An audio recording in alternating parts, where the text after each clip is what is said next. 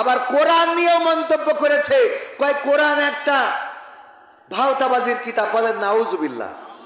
যেই লোক এই কথা বলেছে তার জিহ্বা টেনে ছিঁড়ে পায়ের নিচে পিষ্ট করা ছাড়া এই নেতাকে বাংলার জমিনে দাঁড়াতে দেওয়া উচিত নয়।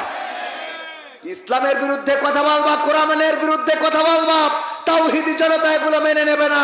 মাথায় রেখো, যদি মনে করো কোরআনের বিরুদ্ধে দাঁড়ায়, ইসলামের বিরুদ্ধে দাঁড়ায় ক্ষমতায় যাবা, আল্লাহর কসম করে বলি স্বৈরাচার টেকে নাই, আর তোমরা তো কোনো ক্ষমতায় আসো নাই। কথা কয় না, এখনো তো ক্ষমতা এখনো পাও নাই। তাই বলো কোরআন একটা ভাওতাবাজির কিতাব, তওবা করবা, তা না হলে বাংলাদেশের মানুষ কিন্তু তোমারে আস্ত রাখবে না। আইন হাতে তুলে নেওয়া যাবে না, কিন্তু দেয়ালে যখন পিঠ থেকে যাবে তখন আইন হাতে তুলে নিতে কুণ্ঠাবোধ এই জাতি করবে না।